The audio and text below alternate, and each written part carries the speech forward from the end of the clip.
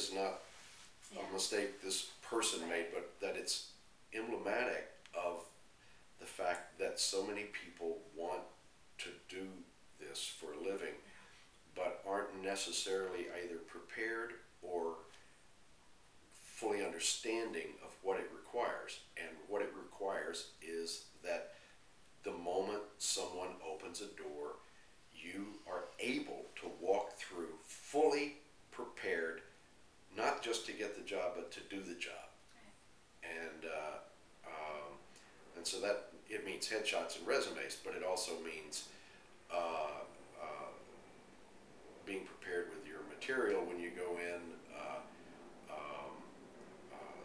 and it means being prepared with yourself, who you are, what you understand about the world. It won't be me holding things up.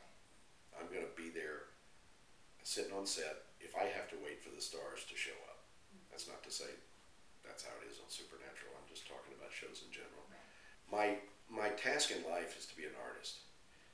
My job is to be a professional. And I like my job. It makes me happy. And I remember flash forward to just before I met you, 2002. I had been working for years, but I had a new baby, and I thought and I wasn't working much. I was getting, I was getting gigs, but not enough to support a family on. And for the first time in that entire career, I thought I might have to find something else I can do, because it wasn't just me. Right. It's one thing if you're sleeping on your friend's sofa and it's just you, but to ask your wife and kids to sleep on a friend's sofa is not cool. And but that persistence thing I was talking about, within a week of having that thought, I got Deadwood. Deadwood was a strange animal. Most shows you actually get scripts in their own paper and you can read them.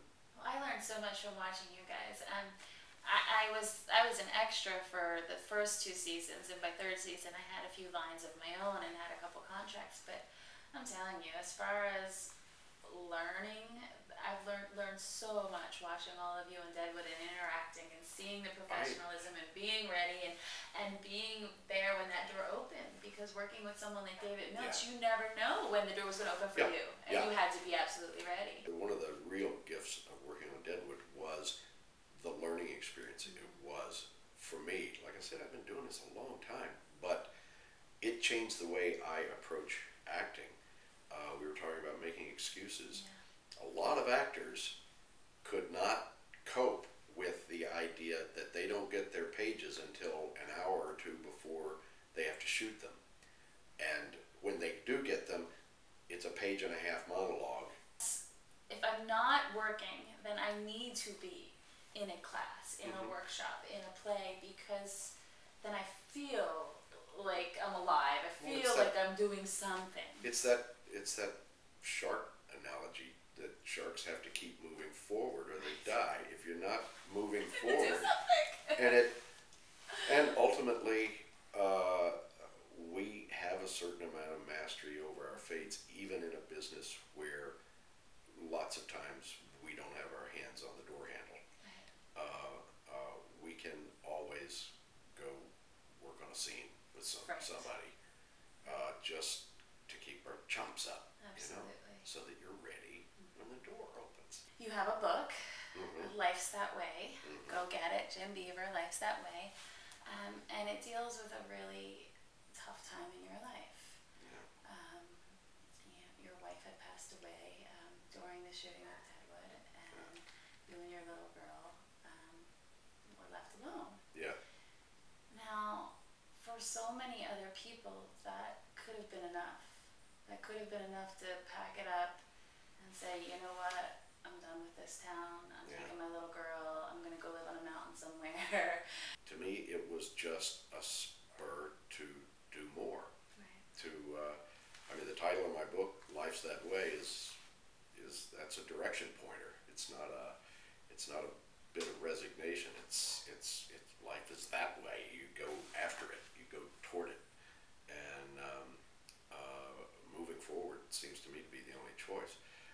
lessons I learned in the process of that experience was that even the worst things have gifts attached to them, and one of the gifts was actually learning that.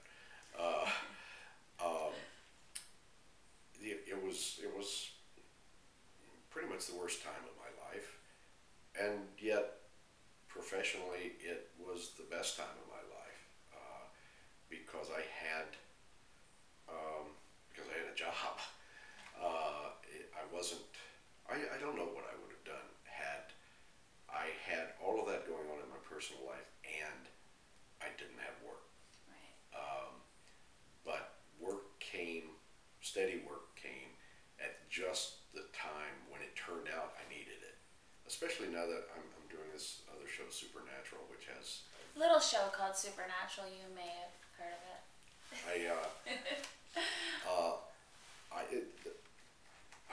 I get more fan response from that show than anything I've ever done, I noticed. and I get so many requests from young actors for advice about either how to start or how to pursue the job, and